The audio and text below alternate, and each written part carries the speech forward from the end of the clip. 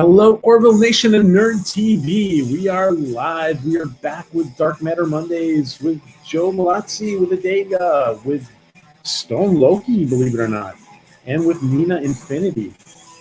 Kitty will be back with us next week. Hello, Lord Thoth. Hello, Kareem. Hello, Matt. Hello, Purple Valkyrie. Everybody. Hello, Jitsi. And Jitsi has a big announcement today. He's done something very special for us, for Joe and all of us. Hello, Louise. Hello, Nicole. Welcome, everybody. Welcome, everybody. Gap. What's up, Gap? Good to see you. All right. So, yeah, we have an amazing episode 7 to go through today, guys. And just put in my headphones. It sounds better. And alrighty, yeah, and so we have a nice little way to start our show today with very special topic, a very special gift that Jitsi has made for Joe and for the community. And you guys all know Jitsi. He's done a lot of the caricatures for some of the YouTubers in our community, in our greater fandom community. But without further ado, let me bring in doctor and author, and you guys know him. He's looking mighty sharp tonight. ADEGA Outlaw. Hello, ADEGA. Hello, everybody. How are you, my friend? Not bad. Not bad. Better than last week. I'm going to try and contain myself because of the other people that are going to be on the show tonight. Yes, sparks will fly tonight with ADEGA and Loki on the same panel. Awesome. It's good to have you back, my friend. It's weird to be the first one to be called in. Poor Katie had to get called away. Yeah, she's been called away for some reason. And what do you want to tell us real quick? What's new in the ADEGA land? Anything new this week? No, nothing different than what I mentioned last week. Still just trying to write things out as fast as I can. May have some news unrelated to any work stuff in a couple weeks, but we'll see how it goes. Oh, okay. Wow, that's great. It's good to hear. And by the way, I'm glad I caught your premiere the other night live. I caught it live. Oh, yeah, I do that every week. What day of the week is it? Or it's always Sunday at 6:30 Eastern. I could just pop them up, or I could do premiere. I started doing it that way just for the heck of it, and people show up, which I'm grateful for. Okay, so you guys want to definitely check out Sunday's ADEGA at 6:30 Eastern, his premiere of his newest content, and we're gonna bring on a young lady who has been with us before, and she was all festive during the Halloween season. But now will she have turkeys in her background and leaves and stuff and all Thanksgiving stuff? Let's see. Hello, Nina. How are you? Hi. There she is. No Thanksgiving stuff, unfortunately, but there will be Christmas stuff soon. It's going to be seasonal very soon. Cool. Thanks for having me, PJ. I'm so sorry I'm late. I was recording a video and then I was like, oh my God, I totally lost track of time. I'm so sorry. You just made it. So how is anything new in Nina Infinity Land that you want to tell us about? I'm just recording my season episodic review that I'm going to be doing of his Dark Materials season 2. So I'm going to be dropping that every week. That's going to be really fun. I don't know. Are you guys familiar with that? His Dark Materials? No. Okay. It's a great sci-fi series. Actually, the first book was called The Golden Compass. It's based on the books. and they do a show about it now on HBO, and BBC, I believe. So the season 1 was last year, and season 2 is now airing. So I'm super excited. It'll be right up your alley, actually, PJ, because it's all about multiple worlds, and it's got a lot of sci-fi elements and also like esoteric elements. So I definitely recommend it for you guys to check that out. Cool. And you guys, do you guys do me a favor and put both of your channels in the chat? Yeah, of course. I'll do that. You both have wrenches? Thanks. And I want to bring in you guys. Yes, you guys heard right. We have here the royalty from Valhalla. Stone Loki is with us. Welcome, Loki. Greetings, Hey. everyone. Hello. How is everyone out there doing? Oh, crap. Loki and ADEGA on a stream together. That you don't know what's going to happen. Oh, thank you so much, PJ. Thank you so much for the invite. I just started watching the show because of you, and I'm liking it so far. I'm up to the 7th episode. I watched the 7th episode today. I'm caught up. I'm really liking it. Thank you so much for turning me on to the show and for the invite. It is a pleasure, sir. Yeah, well, thank you for joining us. It's a pleasure to have you, Loki. And get through and start to watch season 2, and you're really going to get into it. It's so good. It's so good. I'm so glad you're watching it. It's one of those few times where I actually have something on Loki. Normally he's seen everything, but I got him on this one. I don't know how I missed this. I don't. I really don't know how I missed slacking. No. And when you go back and do rewatches, it gets even better. Like I'm really enjoying the rewatches. I love that. I love when you get to do that, when you go back and watch a show and you're like, oh, I didn't catch that.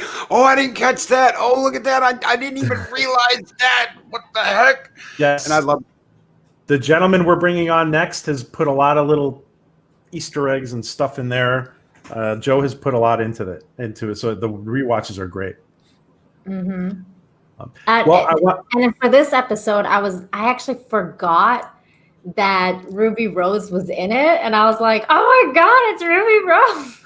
I was like totally freaking out because I was like, I totally forgot that she was in this, and she was actually really good in this episode. Yeah, she acted better in this, and that goes to a director knowing how to encourage an actress, especially a young actress that doesn't have that much experience. Mm-hmm. She was better in this one episode than the entire first season of Batwoman. I know, right? I totally thought so too. I was like, look, she can act, she can do it. It's just I feel like they really let me bring her down. Let me bring in Joe. Guys, I want to introduce the executive producer, the creator, the genius behind Dark Matter, along with Paul Mully, Joseph Malazi. Welcome, Joe. Hello. And welcome back, Nina.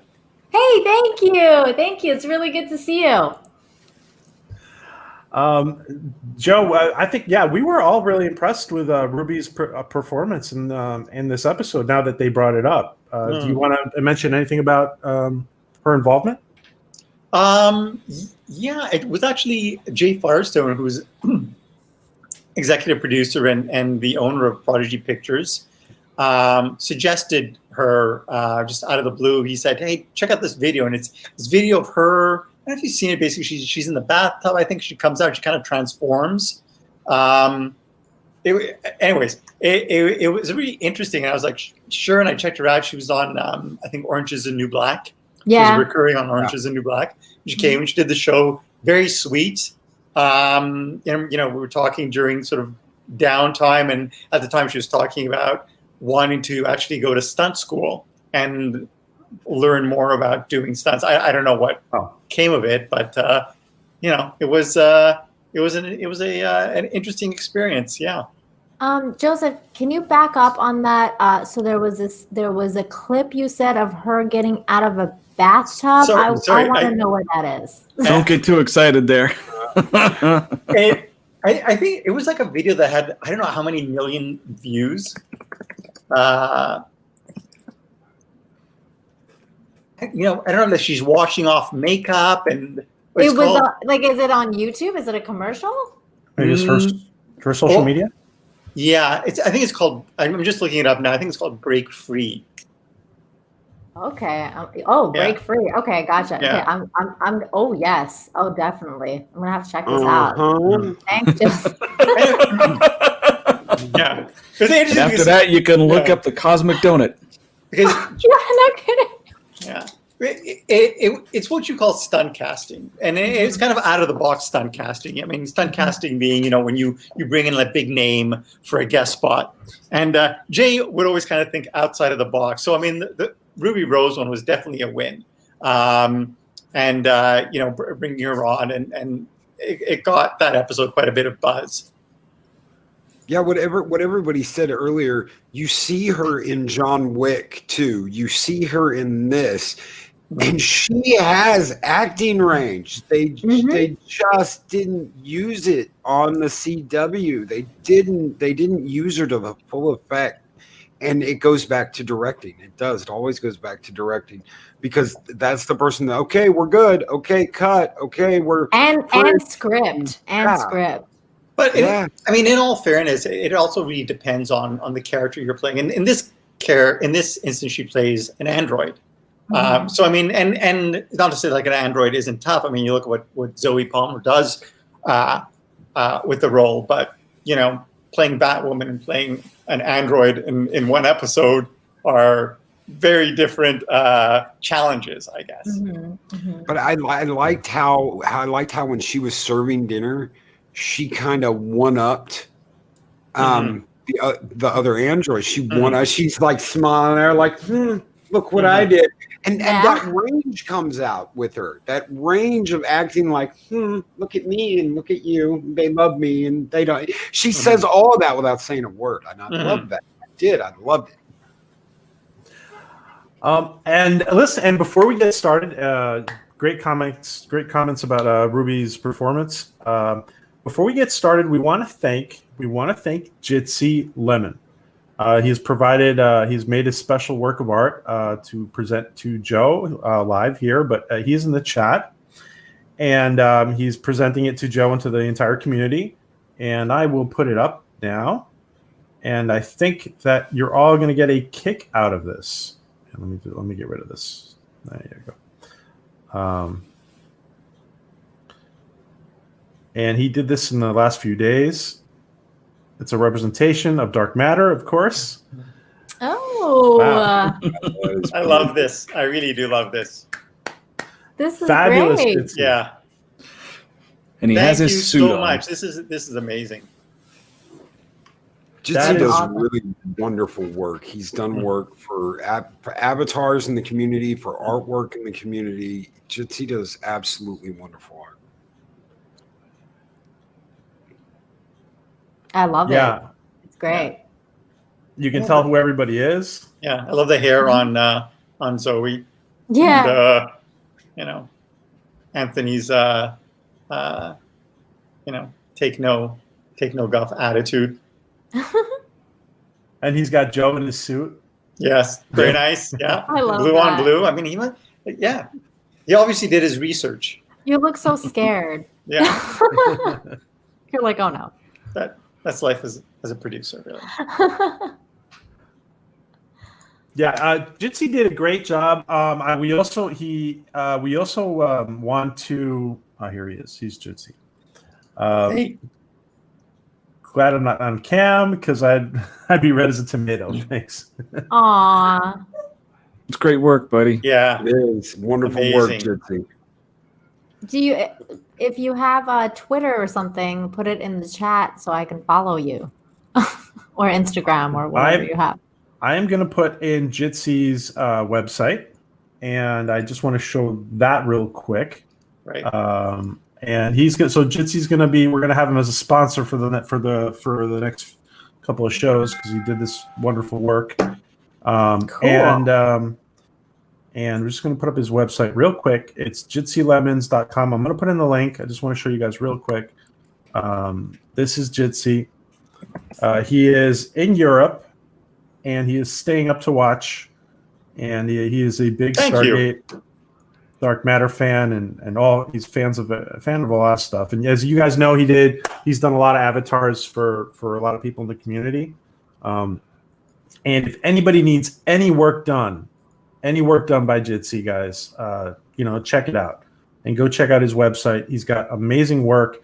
Anybody who has a channel out there, this can help your channel. It can help your website. He's got a lot of fascinating, and he's very, very diverse in what he does. So Amazing. That's really cool. All righty. So I am gonna just leave. Thanks again. It really is amazing. I'm going to show the rest of the cast. Oh, yeah, you should. I will send it to you so you can use that on a post if you want, Joe. Great. All right, guys. And while I put Jitsi's information up, let me just put up the first picture.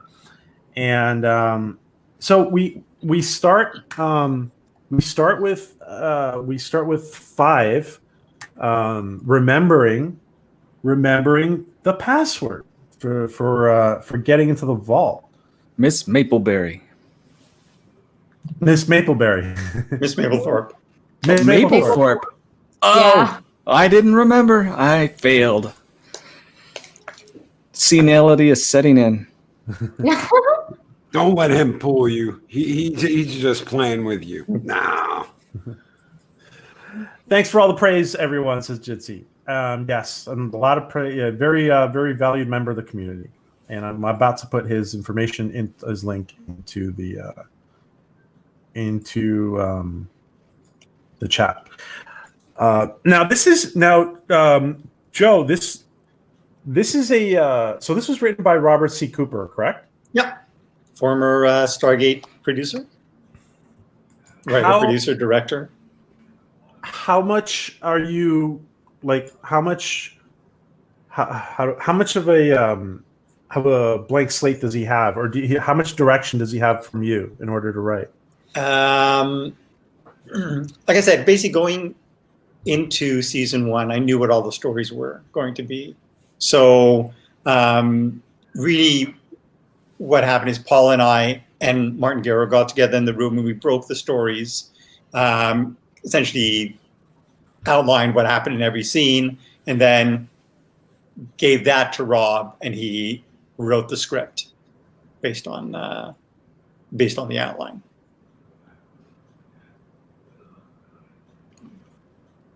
Okay. Now, and how many episodes has he written for the I didn't actually see how many. He actually wrote 2. He wrote one in season 2 as well, and then he got busy. He actually went off to do Dirk Gently's Holistic Detective Agency. Oh, I love that show, Yeah. and it got canceled too. Yeah, Oh. it's just a way. Now, this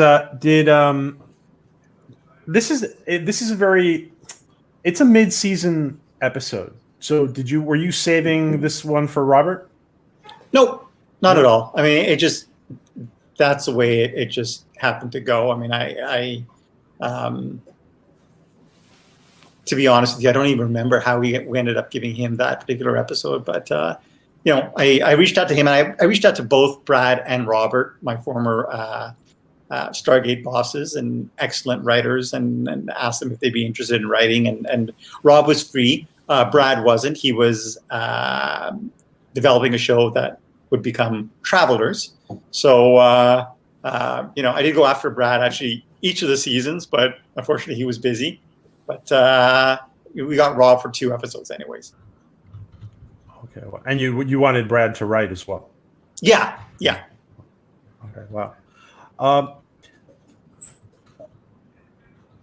Okay. I do have a Stargate question to ask you at the end of the episode. Well, I was going to save it for the end, and I want to make sure first of all that you think it's okay to ask. Yeah, of course. So I'll type it to you. So there's a lot of surprises in this episode, and we're kind of taking on a roller coaster in this episode, which was kind of fun. And we start. I mean, Nina? Did you feel it was kind of a roller coaster? Yeah, that was my impression. It was a roller coaster, and it was also a very sexy episode. A lot of sensual scenes, a lot of interesting humor, like a lot of sexy humor.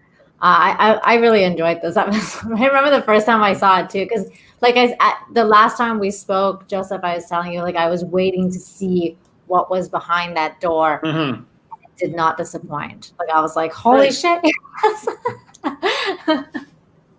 Like a killer robot and, all that kind of like, cool stuff. And of course, like, we get to see the wife and everything. Like, so you have kind of like a Sleeping Beauty, and then you have the killer. So you have the two types of, the femme fatale robot, and you have the Sleeping Beauty kind of princess style. And you got the best of both worlds, and that was really cool for me. Yeah, I mean, this episode was a lot of things. One of the first and foremost is beginning to kind of, as I always keep saying, peeling the onions on these various backstories. And this is the episode where you kind of begin 3's redemption, where up until this episode, he really comes across as an asshole. Yeah. And now we begin to kind of see there's kind of more beneath the surface. So it'll be interesting, again, to see, I mean, what people think of the characters who haven't watched the show yet. See, that's something I was waiting for. I wanted to see Katie's response to getting to see 3, but she got called away. Mm-hmm. I have her answer. Joe just reminded me that Katie asked me to tell Joe she's starting to love 3. Oh my gosh! Okay, that's good to know. Yeah, I remember I talked to her last time, and she wasn't really feeling them. Yeah, good. We'll see. My favorite scene with that was when he was in the shack on that planet. He put his jacket on, was going for the door, and couldn't do it. The humanity set in. You get to see, what? There's a good guy in there. And he made it believable. Yeah. Anthony's great. You had strong female characters throughout this whole episode. And there's a lot of talk, lately that almost like there weren't any strong female characters. Or even Sarah in this episode, the Sleeping Beauty, she was a strong character. She talked about how her husband had died and how she had made it on her own. And even she being ill had this strong female character. Whether she was ill or not, it was still a strong female character. She had to go through trials, and I almost feel like we miss that nowadays.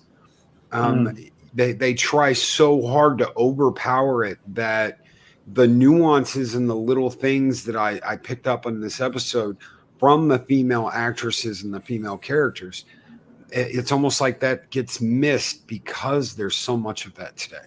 So it was a beautiful job making each character. Even I'm trying to remember the android, the blonde android's name. Android. Even she had this moment where she was like, well, I'm going to, if this is what the crew wants, I am going to redefine myself, and I am going to do this, because she was kind of jealous. Oh my God, I loved that scene. I laughed so hard the first time I watched it, and the second time I watched it. I was just laughing so hard. She's doing the accents. Yes. Yeah, man. We're here to make sure that you are okay, man. Hello. And I'm like, oh my God. That scene was not in the script, and the episode was short. And I keep on saying that, throughout the first season, episodes kept coming in short. So I kept on writing extra scenes. And more often than not, whenever I would write those extra scenes, they would be android scenes. And so she got her own arc.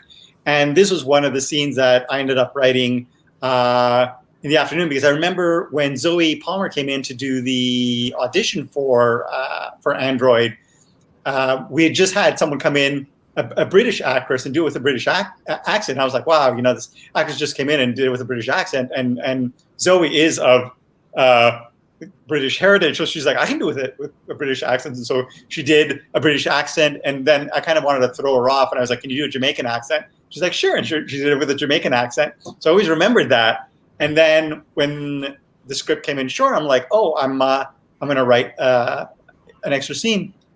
I wrote this scene.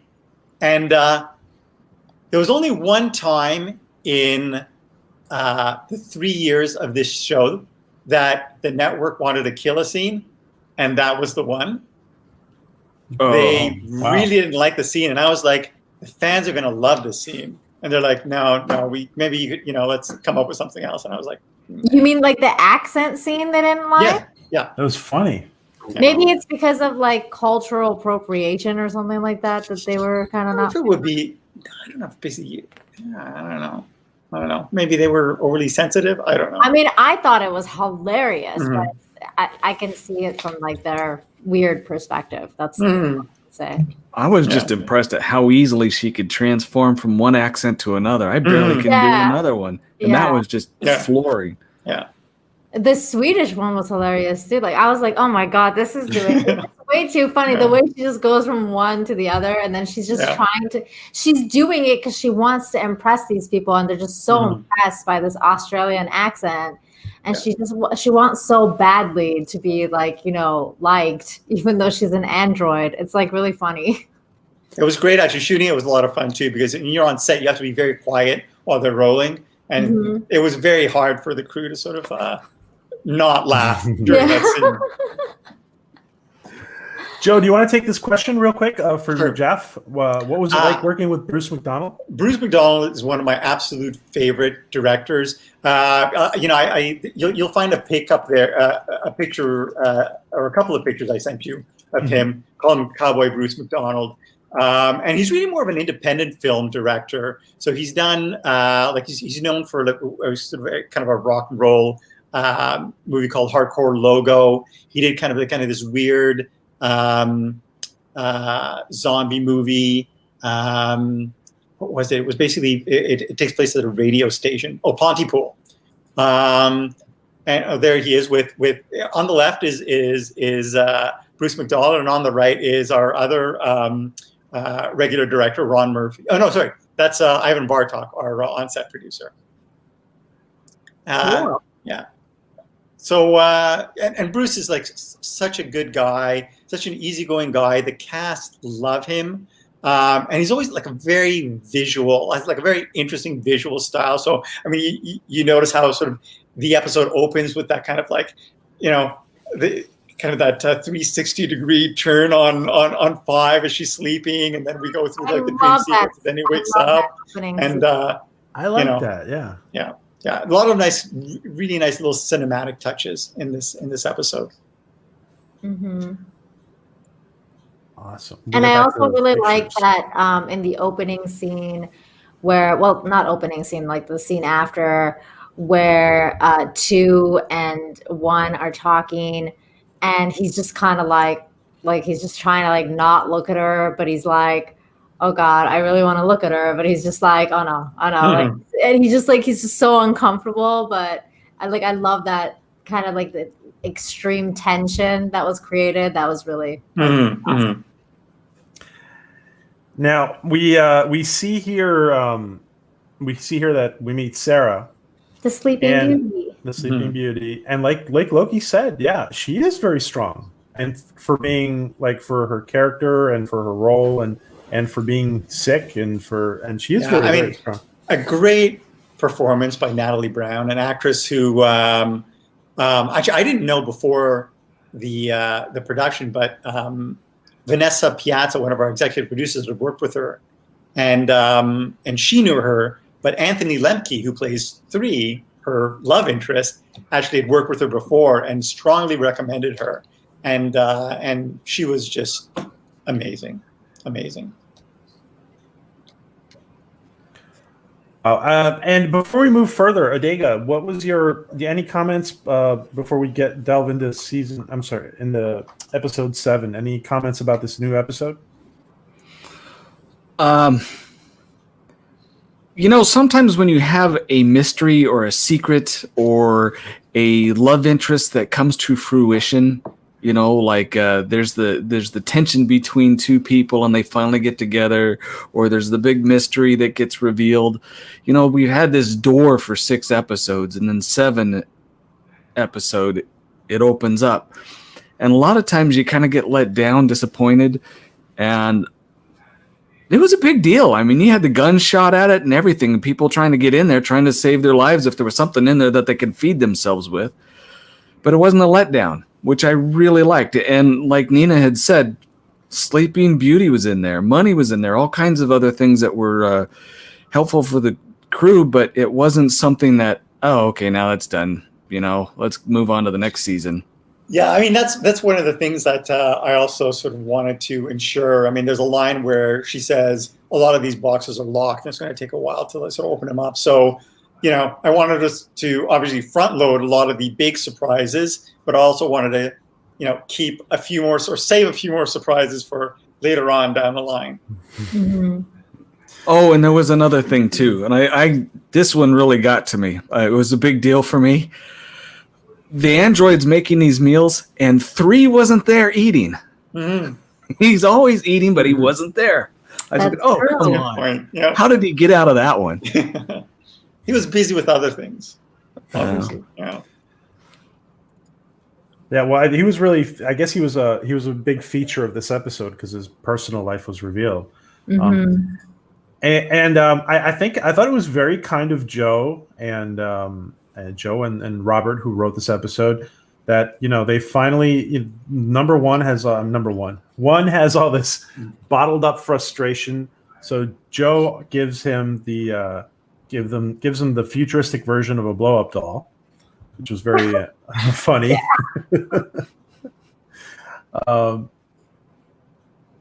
I really didn't expect it. I honestly didn't. Like when I first watched it, I was like, "What the hell?" Like it was just like, I was like, "This is so weird." And like when he pulls out the panty, like I was like, "What?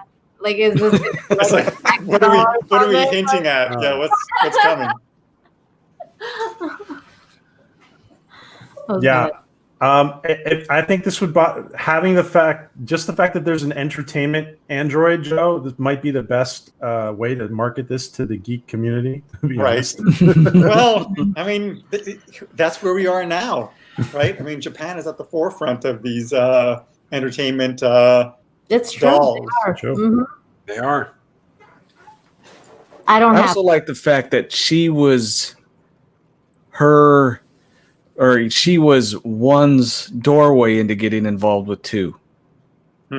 Almost like a jealousy thing. I mean, that's what I was picking up in. Instead of her just finally letting her guard down, it was like, wait a second.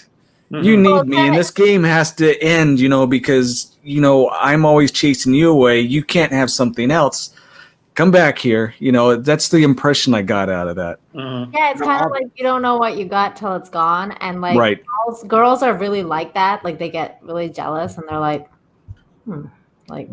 maybe I do want this thing that I can't have now.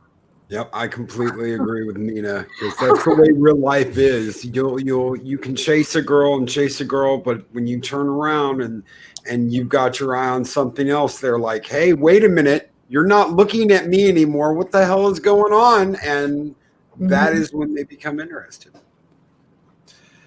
It's worked for Loki for years. This is where until you've lost it.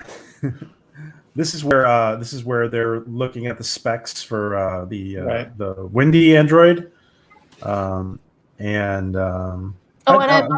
I love that line when it's that awkward moment between them where he's like, yeah, like, what was it? Like, I wanted to talk about our damaged relationship. And he goes, and she's like, damaged relationship? Like, what are you talking about? Like, it was such a Freudian slip. And he's like, no, I meant damaged, like, power couplings or whatever. And she's like, there she is. Yeah, the entertainment model. Batteries included. Made for you. Now, this is great. I mean, all that online stuff and write-up was one of our graphic artists did all those. And Roxanne Boris, she did all like the signage in the background and stuff like that. Basically, adds to the atmosphere, but you don't really notice it. And yet, if you'll basically freeze on something like that and blow it up, you'll see that great care has been taken, and not just the graphics, but also the kind of the breakdown as well. Yeah. I like when they explain her accent too, because they're like something called Aussie. Yeah, and you're like, That's it. I mean, that was one of the things that I was faced with the fact that okay, she has the accent. Do we force her not to do the accent, which I always hate, or we'll just embrace it and we'll just write it into the script? So that's what I did. I'm so happy that you did that because it was such a funny line too. It's like, why does she talk like that? I mean, I haven't watched that girl. Does she? I guess she doesn't have the accent in. No, she fakes it. She fakes it, and it's terrible. I mean, I'm telling, she's got range. Like I watched her in Orange is the New Black as well. Like I've seen all of Orange is the New Black, so I saw her there, and she was really good in that as well. But again, in that one, she was in her comfort zone because it was kind of like playing, like I wouldn't say herself, but like that's who she is. Like she's a lesbian. That's who she is. Like she's comfortable with having that kind of role. Whereas in Batwoman, she's different, and in this, she's very different because she's in sci-fi and she's out of her element. So that's why I think she did a really good job here because it was not comparable to other things she's done that I've seen her in. The combat she does in Batwoman, she knows how to do that kind of stuff. They just misused her. They completely misused her because if you see her in John Wick, she did a lot of her own fighting. A lot of the fighting choreography she learned, it's believable. You're like, man, this chick is badass in John Wick 2. And then they ruined it in Batwoman. I have to say, though, that a lot of the time when actors say they do most of their own stunts, they're not really doing most of their own stunts. I mean, Melissa O'Neill and Alex Mallory Jr. Did quite a bit of their stunts, more than honestly the average actor. But even still, the only person no I know actor does most of their own stunts. The only person I know that does a lot of their own stunt, and I'm amazed by him every day, is Tom Cruise. And I mean, that guy, he's next level with doing his own stunt. He broke an ankle doing it. Yeah, I would wager that Tom Cruise does not do most of his own stunts. Really? From the inside, yes, folks. I will bet money that he does not do most of his own stunts. But there's videos, like he did his own stunt, broke his ankle, and he was like, finish the scene as he's like hobbling into it was just crazy. Jackie Chan did the same thing. He jumped off a building in Jackie Chan, I believe it, actually. In that case, I do believe it. Yeah, Jackie Chan. I think he's famous for that too, like doing his own. Joe, do you want to take Jeff's question real quick? Who's the voice of Cyrus King? Yeah, the voice of Cyrus King was a gentleman named Spencer Mabey, who is a director who was actually on set shadowing Bruce for this episode. And he submitted, we ended up actually voice casting for this role because we don't see him in this episode. And Spencer just delivered a great voice demo. Cool. You know what? I'm gonna have to double check that though. IMDb is my friend. I also want to just point out because we were talking a lot about Batwoman. We don't want to Batwoman. Excuse me. Did I say Batwoman? The Freudian continues. And I don't want to badmouth anybody. No. I think I just want to point out that I think she it seems like she was under a lot of pressure in that series. Yeah, I honestly believe they misused her. They didn't use her correctly. They didn't encourage her to take on. I seen her in John Wick and seen her in this and seen her in other media. I defend her. I'm one of those people that's like, it's not Ruby's fault. They just didn't know what to do with her. She was great in this. Like the entertainment bot. I loved her. I was like, this is fantastic stuff. And and from the moment that she kind of gets activated too, you're kind of like, okay, I don't know if all as it seems with her. Like I was kind of expecting something to snap. Like she looked like that weirdo kind of the anomaly. I was like, oh, is she gonna be a bad bot? Like, oh no. I was afraid she was gonna poison them or something. She kept cooking for them. That's true. And we see here that she's first, like one of the first things she says, like Nina says, is I can cook. and they were like, "Oh, okay, well, if you can improve what we're doing," and we immediately see here that that the android, or the blonde android, comes into our android comes into the mess hall and sees them. And Joe, is jealousy the right feeling? Yeah, or is absolutely. it, Jealousy is absolutely the right word. Yeah, I mean, I was going to say neglect. Is neglect? Does she feel neglected? she's feeling neglected. She's feeling that, kind of like the new kid, the brand new kid is in town, and everybody's shifted their attention to her. So, I mean, this is the beginning where you begin to see this flash of, I would definitely say, jealousy, where she's, saying, "Oh yeah, but I also did this. Here, pay attention to me," and no one's really paying attention to her. It's like, "Oh, thanks for saving our life, but this meal is delicious." Yeah, I think she says I've improved the module by 10%. It was something like that. Right. I've improved the efficiency of this by 10%, and everybody's like, "Oh, great, yeah!" And they're just scarfing down. They're eating. Yeah. Got the wonderful meal, and Yeah, and that chick, and then Ruby Rose's android is like, "So you guys want like portion 2?" And they're like, "There's more? Yeah, bring it in." That was really funny. Joe, John Burns asks, was Cyrus King based on John Malkovich's character Cyrus the Virus in Con Air? In a word, no. It was just a really cool name.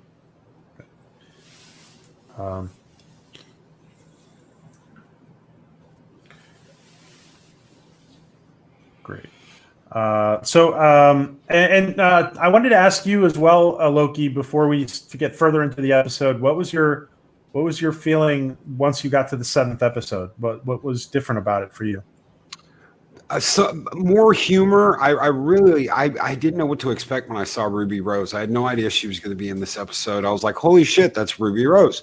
And the more humor. There was more humor, more familiarity. They don't know who they are, but they're becoming more and more familiar with each other, and I really like that. And when Sarah got brought in, I was like, "Okay, we've got another crew member." And a crew member that knows another crew member that has her memory, that has a name, and then poof, she's gone at the end of the episode. And you don't expect that. You don't see that coming. I thought that we've got another person that's going to be on the ship, and then at the end of the episode, you don't. And I, believe it or not, I like that. I would have liked to see more of her, but I also like the fact that it was like, well, we're going to give you this, and then we're going to take it away from you and be like, "Ha ha, suckers! You don't get to have that either." So I liked it. I'm getting more and more into the show. So I am enjoying this. I usually don't review stuff unless it's like coming out now. I'll usually like mass watch. I'll binge the hell out of it and watch it and then talk about it. But it's fun. It's been fun just getting to this couple of episodes and talking about it now, because I don't know the names of these characters. I don't know if we're going to get the names of these characters. I don't know what we've got in store for the future. Great. I don't. I don't. I also have to say that I was a little disappointed too when Sleeping Beauty died. I was like, "Oh no!" Like, it was. I thought we were gonna get a couple episodes from her at least, but it was what it was. I was like, I felt like that was part of the, like Loki said, it was kind of like, okay, well, it's sci-fi, like nothing lasts forever kind of thing, and people die.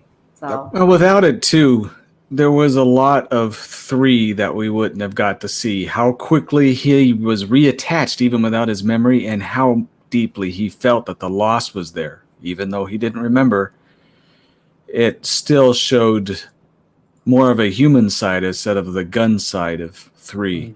And I thought it was brilliant. And I didn't know if she was lying to him or not. That was another thing. I didn't know until the end. Is she lying to him? Is she making all this up? Is this all part of this? Because I knew Ruby. As soon as Ruby gave that, like, look what I can do, I was like, oh, she ain't sticking around. This ain't happening. I'm replacing Android. Something's funky here. This isn't going to last. But I didn't know if she was a part of that or not. So it was a good episode for that, because you got to question, what's going to happen here? Who's this person? Why are they doing this? Are they involved in this too? What's going on? I love that. I love when a show comes together like that. So this is Joe's roller. Oh, you were gonna say something, Joe? No, I was just looking at the comments, and John Burns writes, episode fact, dunking the cosmic donut is listed in the Urban Dictionary. And that's amazing. I mean, that's also a scene kind of I fiddled with. And I wanted to come up with like 3 kind of euphemisms, if you will. And dunking the cosmic donut was one that for some reason has really caught on. Wait, what was the other 2? Can you tell us? I think they say it. It's quasaring, and I forget what the other one, the first one was. That's funny. She's offering him her repertoire. That's hilarious. And John Burns' other question, Joe, I have no after the first robot attacked. Oh, saying is it surprising that the second would? Well, it is kind of surprising that the second would, in that the first android on is essentially a security droid, and the first thing she does is view them as a threat, whereas basically they bring Wendy online. She's an entertainment model, and presumably her programming is to entertain. So the turn, I guess, would surprise them anyways. And this is quite the roller coaster ride, because the badass, kind of the bad boy of the whole group, all of a sudden is being embraced by this woman who they found, and she basically is like her attitude towards him is like, you know, he's her savior, and it's very just a lot of emotions in this episode. Very touching, yeah, absolutely. Yeah, I mean, Anthony plays it really. He's a terrific actor, and you know, he was really looking forward to this episode. I mean, I mentioned the fact that they had pretty much, I think, 7 or 8 or 9 episodes, around 7 or 8 episodes before we even went to camera. And so at the beginning, the audience reaction or viewer reaction to 3 was so overwhelmingly negative. I was like, oh, I'm worried. And he was like, he wasn't at all, because he knew that this episode was coming up, and you know, you pointed out that, you know, that progression where at first, you know, he's a badass, he just ignores her, he begins to show a vulnerability and kind of fear and not wanting to confront her and find out about himself, and then when he does, he begins to sort of feel, you know, sympathy for her, and then that turns into something a little more in kind of the short time that they have together. So, and then you know, in the flashbacks, you kind of see that, you know, as Loki was pointing out, that scene where it's like it's like second nature to him to get up and go, and he starts to get up and go, but this time for some reason it's different. He hesitates, and then that. Yeah. Joe, have you ever in Stargate or Dark Matter or other, have you where you've had a lead role in the production, have you ever done an advanced screening of a scene or a few scenes to see how the audience reacts? No. I mean, we've done advanced screenings for the cast or crew, but never for outsiders. Okay. And never to gauge an audience's reaction to something. Basically, that's kind of a film thing where, you know, you'll show it to a test audience, and they'll be like, I don't know, the ending is kind of a downer, so they'll basically just rewrite. You know, they'll tweak the ending, or they'll you know, make edits and to ensure that they have the most you know, a project with the most broad appeal as possible. I don't think it's a particularly great way to produce product, but you know, if you're investing in film, I guess you have a lot more on the line. Sure. Joe, Corinne in the chat, Corinne Crook was asking where the flashback was filmed, and I'm curious as well. Is it in Vancouver? No, this show was shot in Toronto. Oh. So, yeah. Okay. And I don't remember the name of the area, but we actually went back to it a couple of times. And as we go through future episodes, I will point out we're here, we're back. That's cool. Yeah, it kind of looks like some of the parks I went to when I was a kid. So I was like, I wonder if this is Vancouver. Well, Canadian trees, I guess.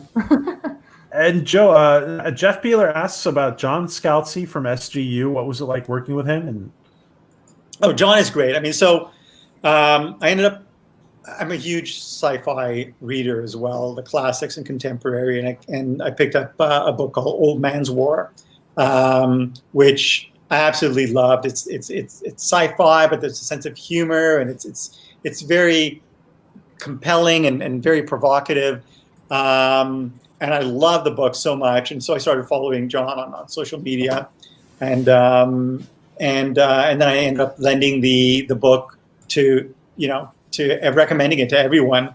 And Brad Wright, longtime Stargate showrunner, executive producer, creator, read the book and loved it, and he's the one who suggested once we were, once Stargate Universe got the green light, might be interesting to actually bring John on as a creative consultant. And so we asked John, and he was like, great. So he came and he visited the set while it was under construction. And throughout the production, we would just send him scripts to vet, and he would read the scripts and offer comments. And, occasionally if I was looking for a big sci-fi idea or concept, or I was, came up against something, I could always email John, and he would provide a variety of potential ways to go. And it was he's just a really smart guy and a very entertaining guy. One of the few times you see four having a good time. Yeah. Yeah. Time Prophet asks, any relation to Michael Malazzi? Not that I know of.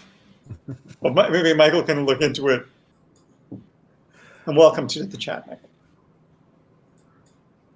So yes, we see the Wendy. And why did you come up with that name, Joe? Or how did you come up with that name, by the way? I don't know. I just basically we were in the room and we just wanted a nice entertainment robot-esque name, and Wendy seemed appropriate. Okay. I mean, all the Wendys I've known have been very sweet and pleasant to until they're not. So. Sorry? Until they're not. Yeah, there were a few that have turned. You're right. Yeah. Yeah, now that I think of it, maybe it was a subconscious decision too. Oh, that's funny. Yeah. I agree. Wendy was a good name. I mean, I think about what was it? Wendy and Casper, and it's a very inoffensive name. If you're then going to get blindsided I thought about it because of Wendy's, the burger place, and she was cooking all the time. So I thought maybe it was because of Wendy.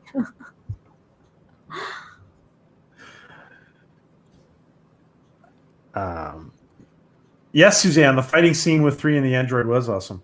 Mm-hmm. Yeah, that's once again our amazing stunt coordinator, John Stead, who also shot all of our second unit scenes for the show, and also directed 2 episodes. So you'll see his upcoming episode 10 of this season. Didn't you kind of hint to sort of say that he may possibly one of these times be on the show with us? Yes, in fact, actually, I'm going to try to get him on board. Awesome. Ooh, that scene when they're fighting in the hallway, 3 has that big gun that just kind of shoots out those charges or whatever. That gun, I remember the first time I watched it, that gun really annoyed me because it runs out of charge really fast. And Yes. is it even worth it? Why do it was a running gag for the first season, and it is addressed in I think the very first episode of season 2. Yeah, I remember. It was funny though, because I'm always like, dude, this gun's kind of useless. The second you shoot it, it's done. But it was funny. Yeah, and all it did was push Ruby Rose back. That's all it did was blast her back. Yeah, if she was human, it would probably done more damage. But Time Prophet asks Joe, what happens if the stunt person looks very different from the actor? Is that a You problem? try to get as close a match as possible, and then you shoot it in a way that hopefully you can't tell. So it's a bit of directions. It's a bit of stunt person casting. Yeah, makes sense. Now we see here that that 2 has to go after, briefly has to go after the 3 and kind of tell him, listen, I know you don't remember her, but you got to talk to her because you brought her on the ship, and she obviously depends on you on some level. So we see here almost stepping into the bad boy role of walking away and being kind of hard emotions towards Sarah.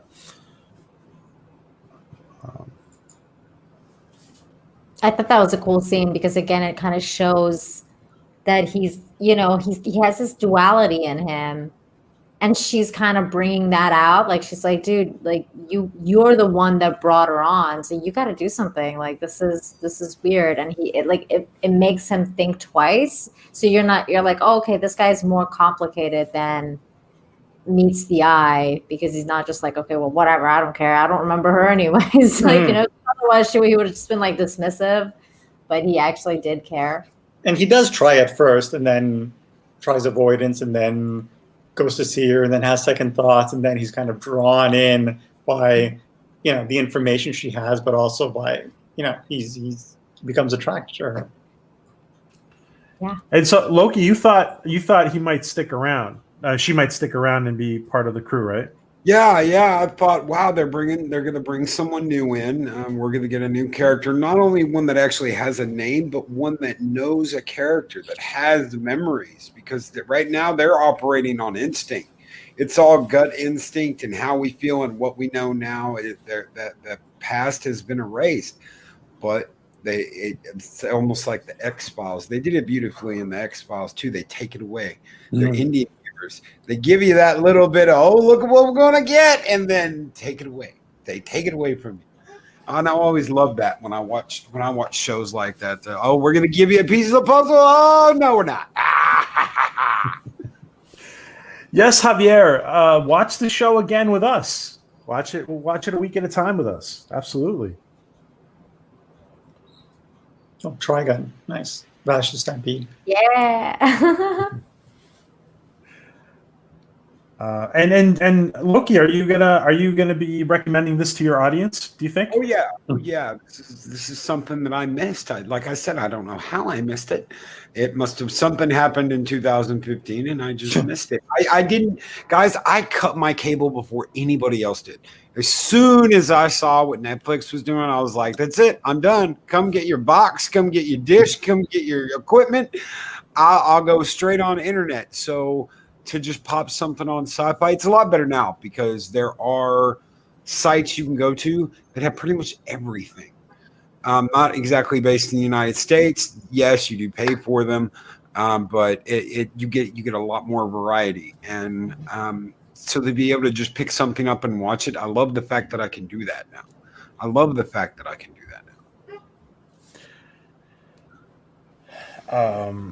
Now here we see like the pivotal moment. Well, just prior to the pivotal moment, where One and the android Wendy come together. They hook up, and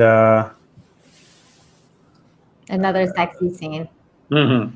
So this was the scene with dunking the cosmic donut, and she offers to turn off her performance analytics. Turn off our analytics. Turn off the critical analytics.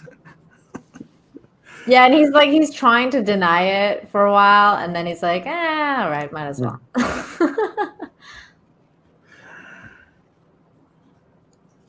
Yeah, not complicated, Sarah. Yep. That was the one that got to when he said that. Oh, get that knife in there.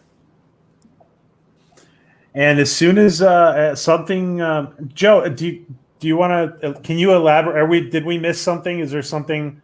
Is it just a timer, or is there something else that sets her off? Well, you don't really know what it is, but presumably Cyrus Vance put in some sort of a timing mechanism that initiates, or whether basically she's activated for a certain amount of time, whether something else activates it. Yeah, I thought that was like she was like that from the very beginning after being activated, because it said, I think in the dialogue, like, I knew as soon as you would activate the robot that I could like get into you, so I thought that like the fact of them putting her together and activating it is what, like, from the very beginning she was kind of like bad, and she was acting like her program was to kind of, do this. Well, she definitely has an attitude. This is the scene where you see the turn, though, where the subroutine kind of kicks in. And that's true. Look at her. She picks up the gun. I always assumed it was a comfort level. Once she got a certain level of ingracing into the crew, then boom, she went into action. And that's how I read it. Would you say yes to Kareen's question before she glitches? She was just doing her normal programming? Jeff? That's the way I had written it, but the shows take on a life of their own. So your interpretation is no less valid. Or dunking the cosmic donut activates her. Yeah, there you go. Oh my God, that's hilarious. So naughty. And just another question from Jeff. It's the first he has heard of the Traveler's Dark Matter connection. How interrelated are Canadian genre television? It's not really interrelated outside of the fact that Brad and I both worked on Stargate. So, and the fact that, the Canadian industry is much smaller than, in comparison to the US industry. So, and for some reason, we tend to do a lot more of the genre shows here. So, Supernatural shot in Canada, Continuum. It all started with X-Files. Thank goodness. Mm-hmm. It all started with X-Files. Yeah. Shot too. Would you say that the Canadian industry is more independent than the American? I would say no, not at all. In fact, actually, we are actually very dependent on U.S. broadcasters and sometimes co-production as well. Our Canadian industry takes very few chances. So essentially, if Dark Matter was picked up by a Canadian broadcaster after an American broadcaster commissioned it, and that's usually the way it goes. It's occasionally it's the other way around, but and not often. And often when it is, it tends to be a lot of kind of cookie cutter shows that are kind of that kind of echo what works in in the U.S. There are exceptions. Kim's Convenience is a comedy. Genre shows and comedies are, I think, what we do best. I love Canadian sci-fi though. It's really good. The Ascendant Ancient asks, how long was the casting process? And I think you've kind of answered this before, but do you want to answer real quick? Yeah, for the series as a whole, like for our main cast, it was several months, and I would say like hundreds of actors for each role auditioned, and there's a process where they come in for the first rehearsal, and then you narrow down your list to maybe 12, and you bring them back for callbacks, and then you whittle it down to, let's say, 3, and then you choose. Otherwise, on an episodic basis, you have a week to prep. So in that week, you deliver the script. Everybody gets a script, and the sets are built. The costumes are made. The actors are cast. I love the sets in this show. So good. Yeah, Ian Brock, production designer. Fantastic Yeah, work. He's actually I now. just love, I love set. I love shows that have sets, like you know, Yeah. fuck with the CG. Yeah, we call him kind of a mad genius. He's actually now working on Titans. Oh, Yeah. cool. And Kareen, I feel like your comment, hey, that's a good topic for a fan film. I know you're into fan films. That's funny. Go for it.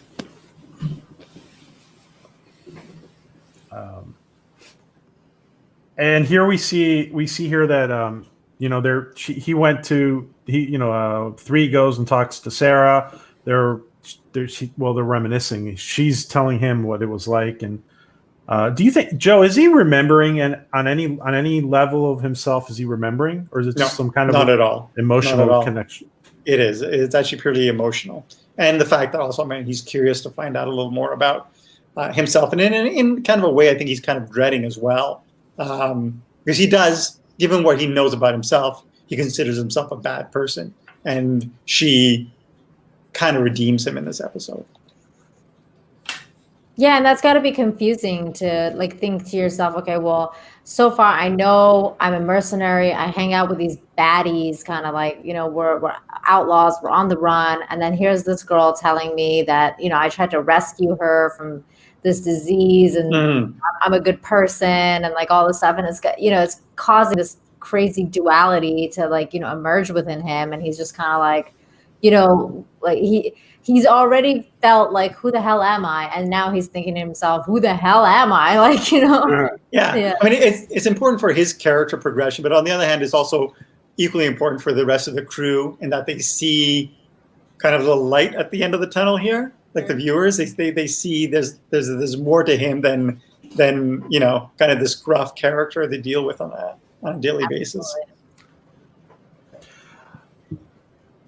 Joe, we have some new people in the chat, and they're asking this question. Do you want to handle it real quick? Okay, there were 7 actors.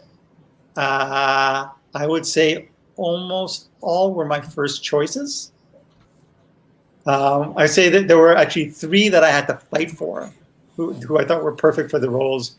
That other people were like, I think we want to go somewhere else, and I fought for them, and I'm glad I did because they turned out to be excellent. Wow. Now, did I want to ask all of you? Did any of you see this coming? When let me ask Loki. Did you see this coming, Loki? Because you were watching an episode at a time. You just started watching it. You didn't. Did you see this scene coming?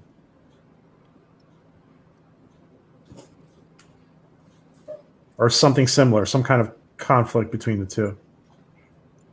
Oh yeah. So, like I said, as soon as they were together in the mess hall, and she gave that, and Ruby Rose gave that smirk. It's that little smirk that gave it away. I was like, oh, this is not going to end well. Something here is going to happen, and it's not going to end well. The tension immediately right there told me something was going to happen between the two. I knew, because it's that little spark that creates the fire and builds that fire, and you just know something's going to happen. Wow. I was freaking out. I was freaking out. I knew that something was going to happen too, but I really liked Android. So I was like, oh my God, no Android. Like, I was like freaking out because I was like, oh no. And then, my husband that was watching the show with me, he's like, don't worry, it's sci-fi. They'll bring her back. And I was like, well, we already know she self-repairs, so. Yeah. Yeah. It's like we always used to tell the actors when we used to kill them off on Stargate. This is science fiction. No one ever dies in science fiction. No one dies in science fiction. No one has ever truly. No one is dead. Yeah, once they brought Daniel back on Stargate, that was it. Several times. Several times, yes. Real quick, because we got into a big debate the other night, not too long ago, about this. Is Jonas Quinn dead, Joe? No. Or is it? No? He is not dead. Who knows? Maybe if and when Brad gets that fourth Stargate series off the air, all these questions will be answered, and maybe we can get a cameo from the lovely and talented Corin Nemec. Wow, exciting. Joe, let me. I want to go ahead and maybe ask you the Stargate question now. Yeah, sure. I've seen a lot of concern in the community about the James Bond issues affecting Stargate, a new Stargate series. Is that anything that fans should be concerned about, or you guys should be concerned about? I'm not aware of the James Bond issues. Well, there's a lot of people. Go ahead, Loki. Do you want to say it, or ADEGA? Yeah, don't get Loki on this one. No. He's gonna set fire to the chat. Basically, it's taking original content and creation and then switching it for social or different ideas of how things should be done. Like James Bond was written, as a male spy for Britain, and they're switching it to a female spy with different attitudes. And actually, in some cases, if I understand the scenes that are done, throwing it in the audience faces, saying, "Here, just take that and be happy with it," instead of doing things more organically. Is it? I'm just kind of confused. I don't know. Is it James Bond? I mean, how can it be James? Let me explain. It's the James Bond movie, and apparently during a part, we don't really know. There's a part of the movie where there's another 007 who's a female, but I don't think it's really clear what's going to happen with that. Well, spin-off. PJ, they did talk about that, and that's why ADEGA was like, don't. Lashana Lynch talked about how there's a scene in M's office where she pulls something out from under her dress and throws it in the trash bin. And it is not something you would have ever expected to see. And they glorified this in the meeting where they talked about this. Lashana Lynch and the director talked about doing this. They did it. They filmed it. And it's one of those scenes that's just so cringe. No woman would do that in front of a boss. It doesn't matter if he's a guy. It doesn't matter if he's a girl. She would not do that in the boss's office. And it's so cringeworthy and so just really, you guys really did that, and you're talking about it and you're praising it, and that's the kind of female empowerment you want. And then is MGM in trouble? Let me just say, without getting Joe in trouble, let me just say, this is actually very informative because I it's funny because I spend most of my day online, but this one has basically gone right off my radar. So it happened months ago. I covered it on my channel months ago. And it's one of those things that I guess was so quiet that a lot of people missed it. It's a tampon. She right in M's office. And she talked about how they planned that scene and how they talked about doing that scene and right in front of M. And how it's this moment of empowerment for this female 007, and I'm just like, guys, that's not the. And maybe Loki, maybe you can tag Joe on some of the videos you've done. But I want to just focus on the fact that what happens, Joe, if MGM loses money with 007, does that affect the studio in general? Or I think across the board, all studios have been affected by this pandemic. I mean, the fact that you can't release your movies on the big screen, the fact that you're delayed, you can't shoot shows, the fact that so many of these studios are laying off so many people. So that more than anything has really put thrown a wrench into things across the board, but also I'm sure Stargate as well. It's just one of many development pitches that are in limbo now. And from what I hear, everything is shut down. Usually they shut down, as you get into December. People start heading off for early holidays. But I've heard that since I don't know, top of November, they've been shut down to pitches.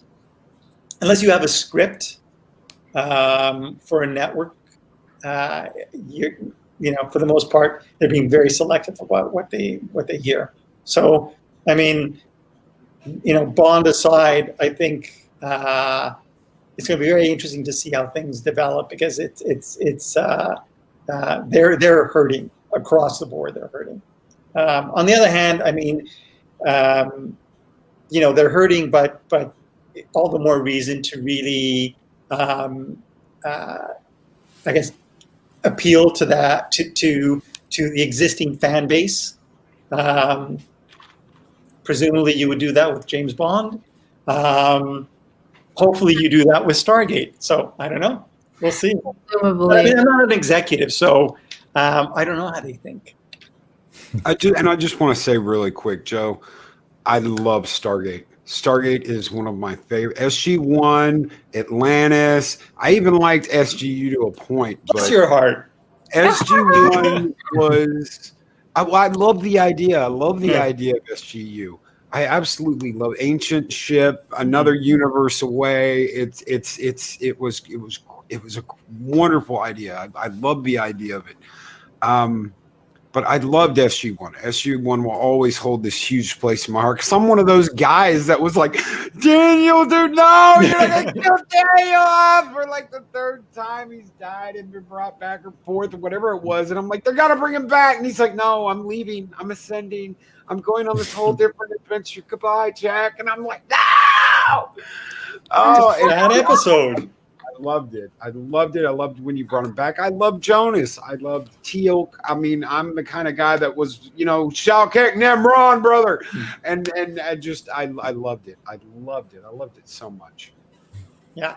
So, I mean, if Brad lands at fourth series, the nice thing is that it offers the opportunity to check in, answer questions about the other shows, but also have possible guest stars appear from, like maybe an O'Neill, a Carter, a McKay, who knows?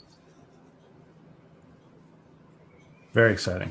Very exciting. I'm kind of the hope anyway that with these budgets being tightened, most of us could attest to when you have a tighter budget, you have better creativity. And I'm really hopeful that what starts to come out is loaded with far more creativity, and the actual good writers like yourself will be able to shine far more than what some of the stuff that's being thrown out, simply because they had money in the bank to spend and throw it on projects that really didn't matter to most people. Mm-hmm. Yeah, maybe they'll be a little more selective. And just to end this the Stargate conversation, Joe, what doesn't a television series or a streaming series in the long run doesn't that bring in a lot more money than movies? Doing movies? I guess it really depends on the series and how long it runs for. I know Stargate made MGM a ton of money. I mean, it's by far their number one television product, and I think I can't think of basically James Bond, and I mean it has to be in the top three. I mean that's the reason why I think they're being so careful and selective about how they proceed. But I mean again the movie did well for them, but the series itself and actually all three shows were the TV franchise was a colossal hit, and it was a colossal hit because of Brad and Robert. So you would think that if they were smart, they would give them that fourth series and go back to the well. It grew. It was something that grew with you. Mm-hmm. It really did. That first season, you go back and you watch that first season, you're like, man, they're kind of, the Carter talking about, I've got my sexual organs on the inside instead of the outside. Brad hated that line. I can imagine, but it was something that grew with you. Those characters grew and grew. Teal'c went from this stiff, I am Jafar, I am soldier, to just such a one. He's my favorite character out of all the series, out of everyone, even the movies. Teal'c's my favorite character, Mhm. and that's because he fought. He fought for his family. He fought for the independence of the Jaffa. He fought for himself. He fought for Earth. He was the ultimate. I'm fighting for everything. All my cards are on the table. Shao Kahn, Namron brothers, and it was just so wonderful to see him grow into the character. And I even loved it on Star Atlantis when he came on Atlantis. I was like, yeah, Teal, kick the shit out of it. I kicked the crap out of him. I loved it. I loved it. I love Stargate. Joseph, side question: have you ever seen or do you like Babylon 5? Yeah, actually, I watched the first 3 seasons and really enjoyed it, and then I got distracted by something. So I mean, I really have to go back and finish the last season. Yes, you do. Yes, you do. Yes, you do. So You missed season 4. That's the whole series right there. Yeah. yeah, you got to watch it. But I just wanted to know. Yeah, Yeah. you should watch it. There it is. Oh yeah. Yeah, there it is.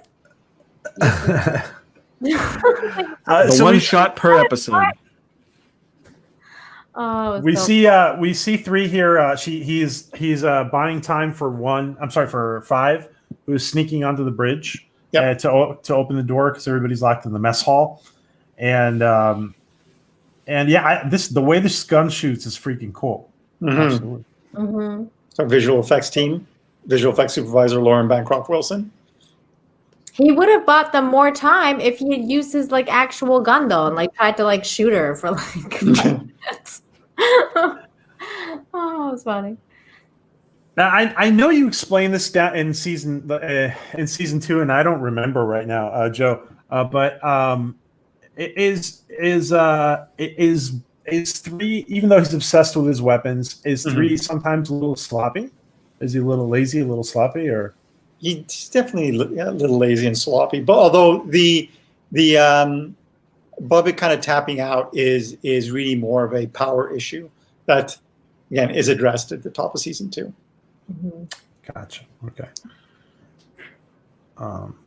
Loki, you like that? I don't remember why it was like or how it was addressed right now. I have to like go back to that. But I remember that it was, and I remember thinking to myself, "Oh, it's so funny that they addressed it," because like it was like, something that I always thought about. So, like, oh, it's so funny. Like I remember that moment of like enjoying that it was like addressed. Mm-hmm. That's why it made me love the show so much, because I was like, oh my God, like they listen to the fans, like they know what the fans are asking and what they want, and I really love that. Yeah, when you're in tune with the fan base, it's not a matter of bowing to whatever the fan base wants. It's knowing what they want, and you don't have to like just give it to them, but you can spoon feed them a little at a time. It's not always about giving them everything they want. We want this, we want that, but you keep the heart and you stay in tune and know that the fan base cares about this show as much as you do. Exactly. Yeah, I agree. I mean, as a sci-fi fan myself, you know, I was online before I landed on Stargate, and you know, when I got the Stargate job, I actually started interacting with fans to basically, you know, find out what they like, what they didn't like about the show, and it's just, you know, something that I've kept up through Stargate and Dark Matter and you know, post Dark Matter now. And you know, it's like you say. I mean, it's always great to hear what the fans are responding to, what they're not responding to. You know, that doesn't mean that you know you're taking dictation from fans, but you know, it does kind of inform you as well. Well, it's like you're making it for them, right?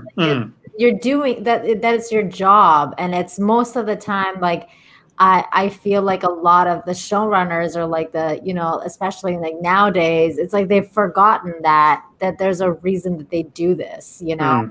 And having that connection to the fans, like Loki said, you don't have to do everything everyone says, because everyone's gonna like something or everyone's gonna want something, but there'll always be a majority that will have a certain viewpoint, and then you can be like, okay, yeah, we can address like these little things here and there, so that people feel heard, and they feel like, okay, we're, you know, they like us, like they actually want to, you know, do stuff that we talk about, and yeah. It makes them feel more connected and want to watch your show. Yeah, I won't name the show, but when I heard a showrunner say to a large group of fans, "This isn't yours. This is ours," I was like, "Whoa, wait a minute.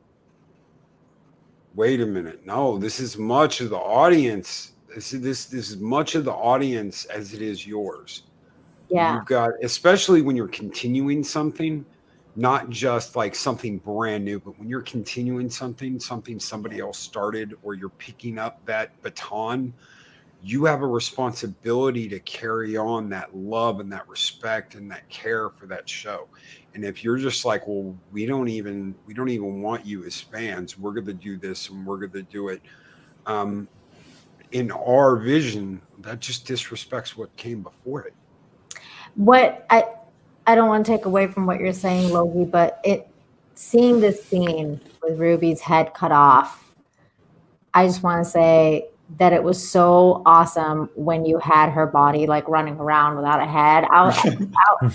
That was just so good, because it just added another comical element to it, without it being like, like it's not like it wasn't like so necessary, but it was just this comedic element that added to the episode, because it was kind of like really hard up to that point with the other girl dying and everything like that, and all of a sudden it's like here's this like robot without a head. Yeah, I mean, it's one of the things that I loved about working on Stargate. It was that exactly that you could always balance the drama with the humor.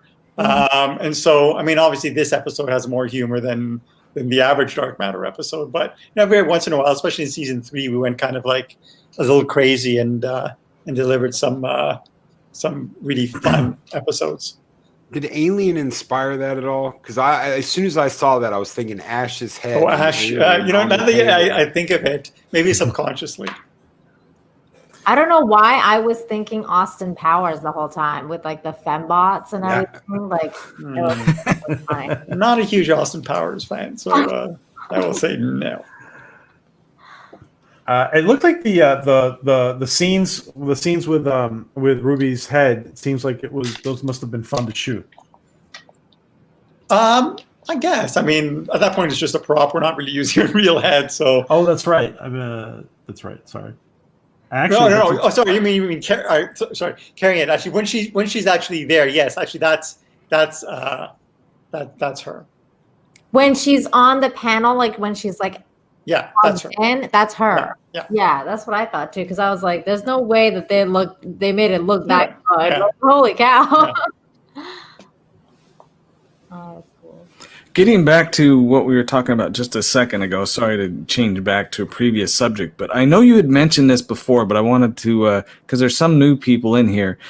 You were talking about how you make things for yourself, but also for the fans. There's that teamwork, and a lot of people don't realize that that's what Android was.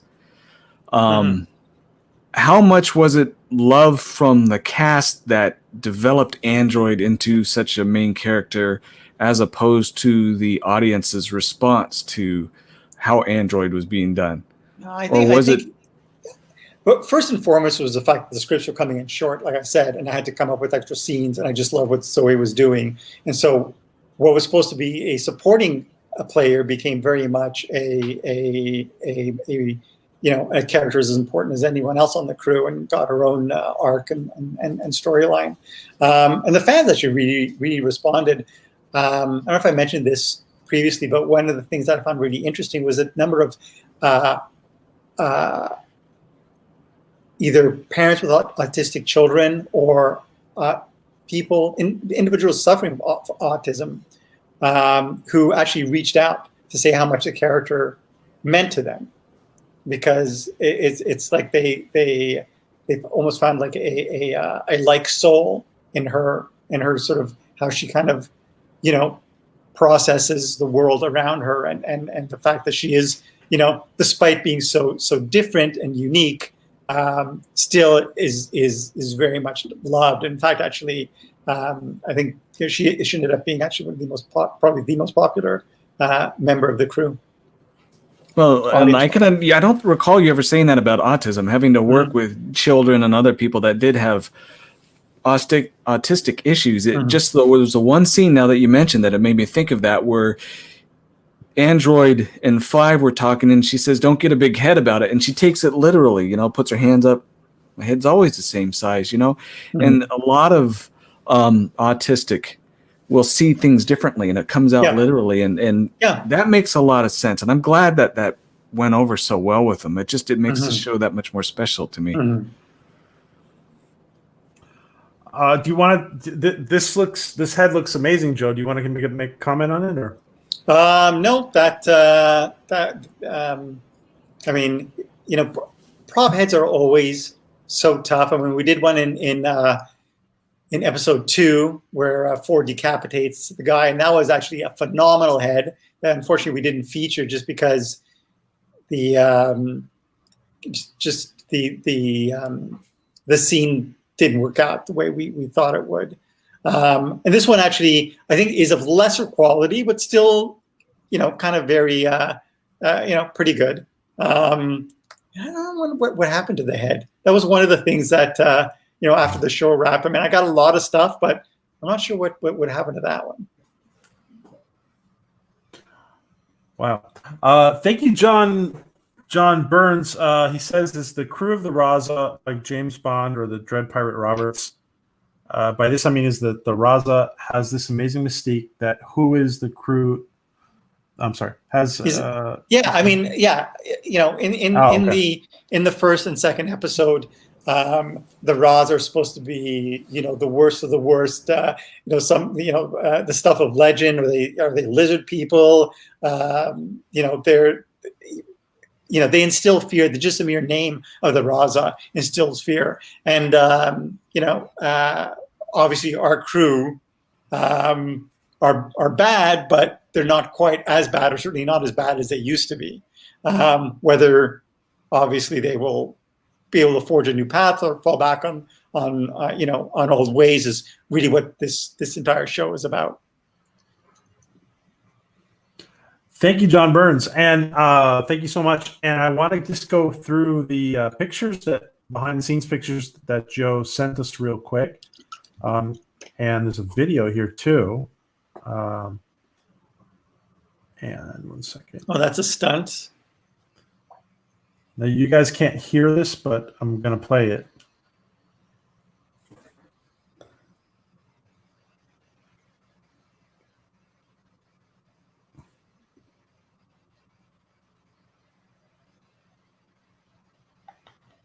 Okay, so she's rigged there. Something called a ratchet pull.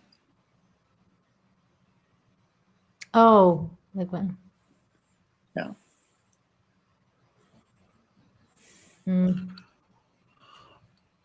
Yeah, that was actually John Stead, again, came up with the idea of basically just having her flat, get thrown back, but then jump right back on her feet and come at him.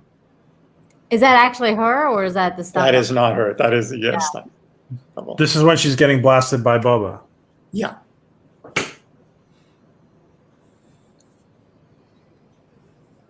And so she's rigged there. There's sort of a wire that will be painted out by visual effects in post-production.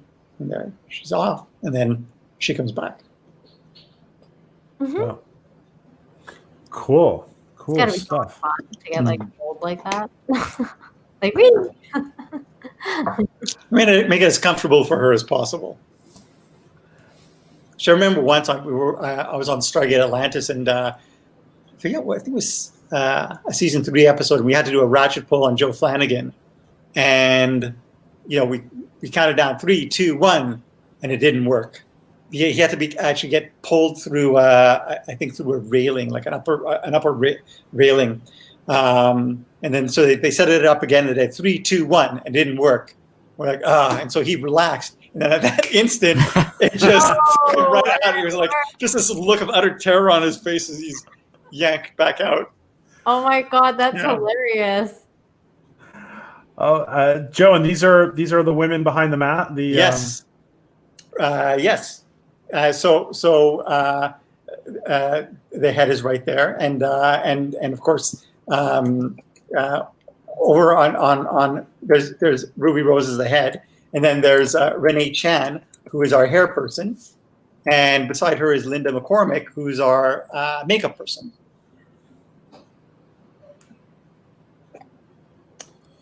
They could almost pass as sisters. Mm-hmm. It's the glasses. Wow.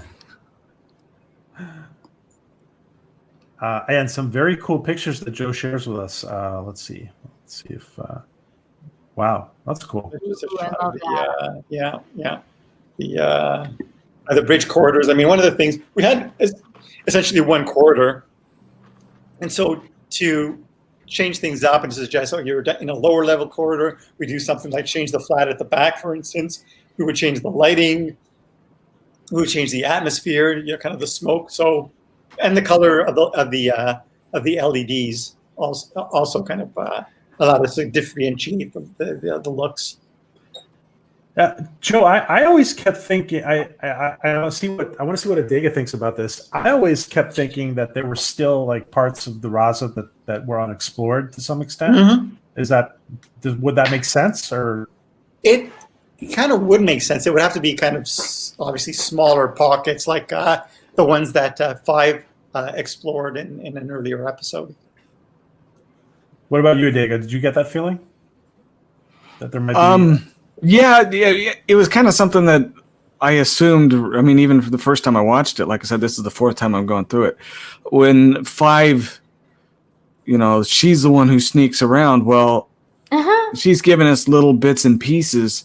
Mm-hmm. You got to know that she's seen a lot, and she's only sharing with what she's comfortable with. And there's probably, in my mind, am I watching? There's a lot to that ship that we just haven't seen. Mm-hmm. If the one cargo bay is this big and has that door on there, there's got to be a lot to that ship. And there's the one scene a couple episodes ago where you see the shuttle come out of the ship, and we know how big the shuttle is compared to the rest of it. So just my analytical mind going through it, saying, "Oh well, there's a lot we haven't seen yet." Mm-hmm. And who is that, Joe? I can't really see who it is. No, I don't recall who that is. Okay. Could be Melissa. Could be Jodelle. I can't tell who it is. I can see it a little bigger than you guys can, but I can't tell who it is. I thought it was Melissa, like first glance. Yeah, possibly, yeah. Maybe. Okay, and let's see.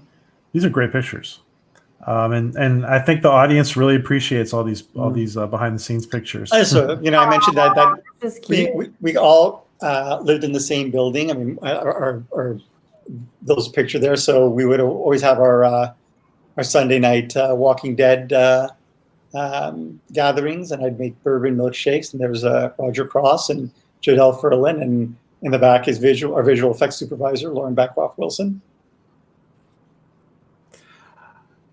Joe, John asked a good question here. Would Ruby Rose, was she only available for that episode, he asks, and would it be possible to reprogram her and bring her on as part of the crew? It was possible, but we only cast her for that one episode. I'm guessing there was other service models as well that would presumably look like her, because she was supposed to be or other service models that didn't look like her. Oh yeah, that's true. Yeah. She looks so comfortable. Yeah. Oh, there's Bruce McDonald. I mean, when we're in production on set, I usually I'm pretty dressed up. I wear a 3-piece suit and cufflinks, and so this was Bruce outdoing me on a Friday. But I think they did a dress up Friday where a lot of the crew showed up in jackets and ties. It's very very formal.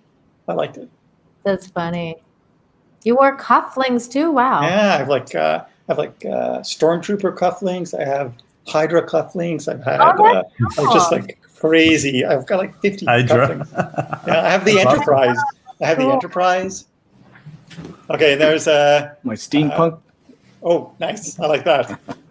Oh, that's cool. They are, on the set talking between scenes. Bruce and Natalie and Anthony. As I said, Anthony and Natalie are good friends, so they would, spend the downtime together too. Awesome. Well, there's the fans were always asking for a close up of the android's neck tattoo. So there you go. That was a Okay. reusable stencil, wasn't it? Yeah. Can I post this picture, Joe? Oh yeah. Post whatever you like. This is cool. I like this. Yeah. Very cool. Yeah, but especially if you want to dress up like her in Halloween, like Yeah. There you go. Now you know. There's Bruce on location. He's so rock and roll. No, it looks like a fun crew. It looks like a really fun crew. It really does. Can you share? Is there a funny story that comes to mind for filming on some of these some of season 1, Joe? Funny stories. You know, I would have to give it some more thought. I would have to give it some more thought. I mean, it was all fun. It was hard, but it was fun. I'm sure the actors would probably have a lot more interesting stories to tell. As you know, unfortunately, I was, you know, I tried to get down to set as much as possible, but more often than not, I was either prepping episodes or, Of course, yeah. you know, working. You're on the back end more than like, yeah. See, that looks funny. Oh yeah. So this is the deal. As part of his contract, because from set to between his trailer and set, we would essentially drag Anthony back and forth so that he wouldn't have to walk. I'm lying. No.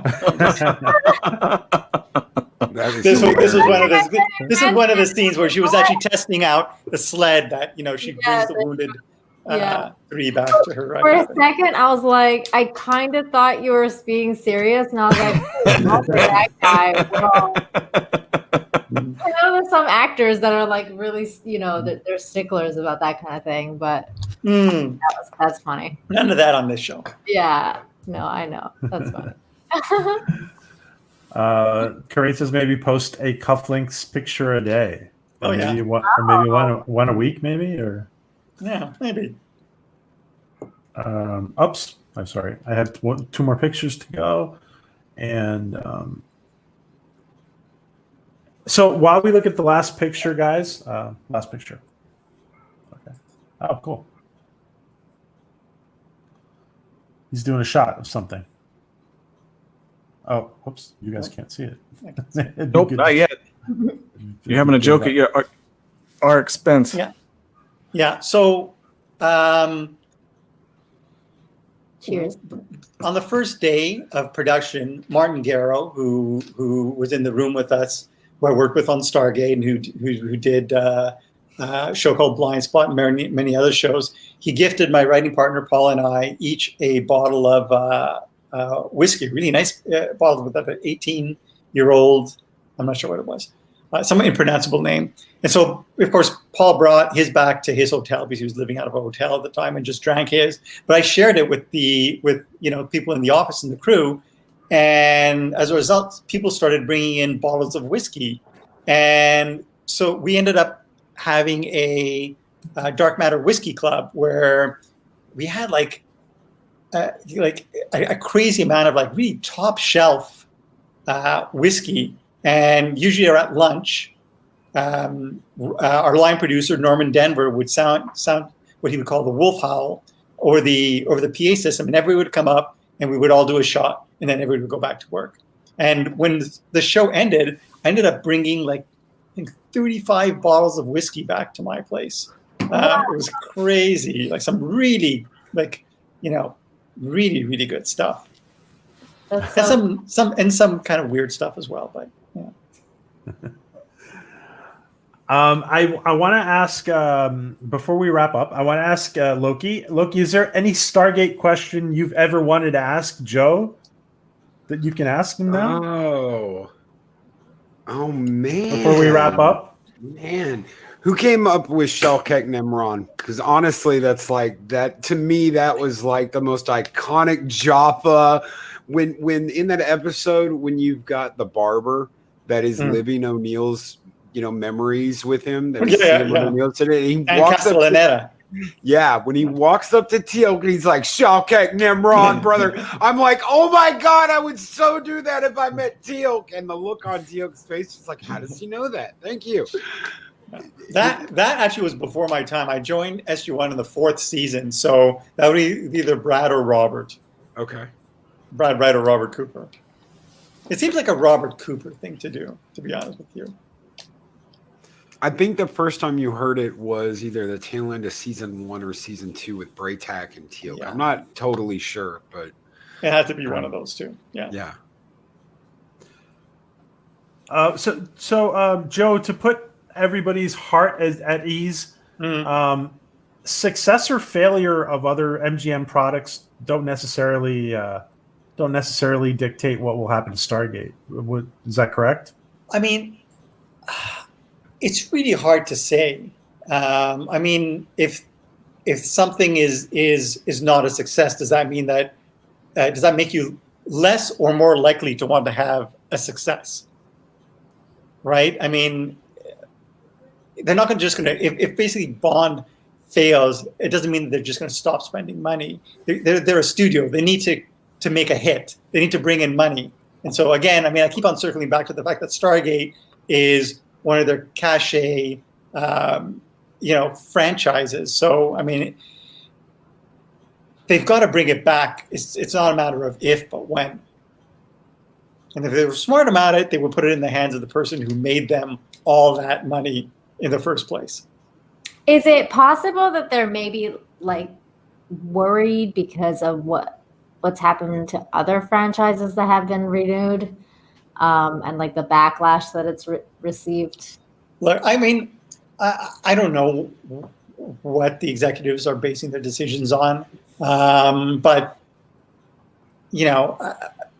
and to be honest with you, like I'm not, as much as I'm into making sci-fi television, I don't watch a lot of sci-fi television, so I can't speak to any of the issues fandom have with new programming. But I will say again, I will stress the fact that Brad was the co-creator of all 3 Stargate shows, so it's not like you're bringing in someone else who has no knowledge of the franchise and may not know any of the characters, or may want to blaze a new trail. So I mean, the franchise, the show would be in very good hands. Yeah. But I don't know how executives think. I think we can answer Nina's question to some degree by saying, what if George Lucas would have done the sequel trilogy? I mean, it would have been different, I think. So. Yeah, or what if Gene Roddenberry was still alive and was doing Star Trek? A lot of the stuff with Star Trek also came down to DC Fontana. A lot of people skip over that, is that DC was like the co-creator of Star Trek. She was right there with Gene from the ground floor up, and it was that team that gave us good original Star Trek. It was DC Fontana and Gene. Absolutely. Joe, any final word? Any final comments on this episode? No. We're, as I said, we're peeling the onions on the various backstories. I think it was episode 6. Katie mentioned the fact that we focused on 5 and we focused on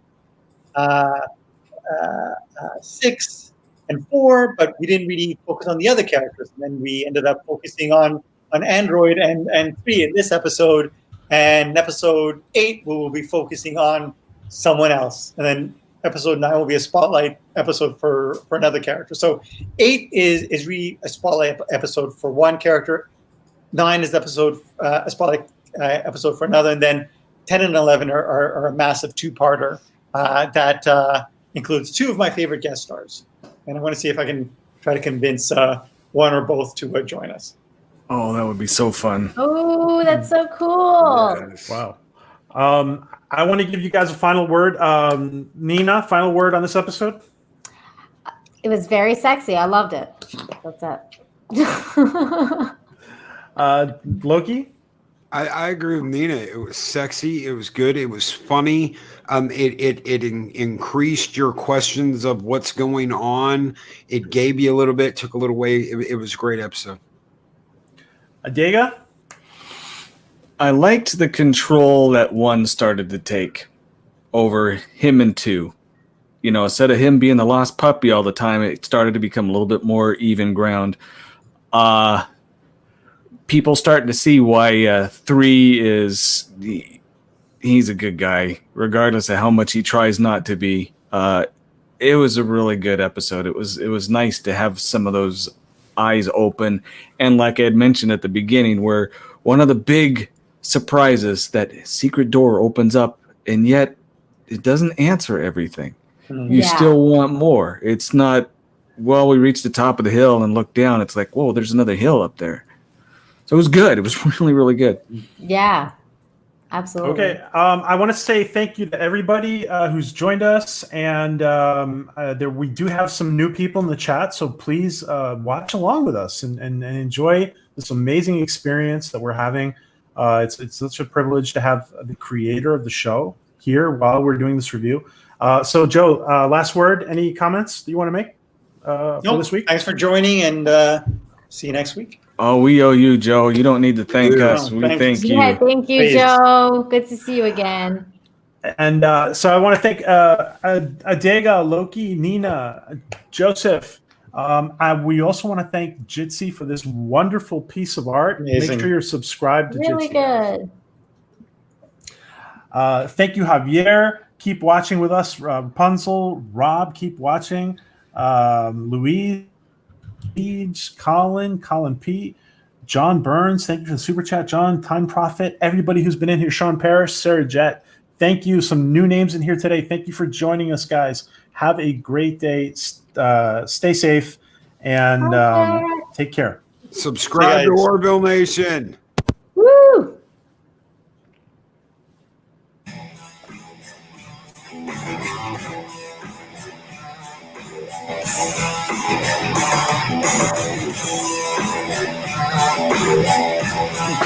We got the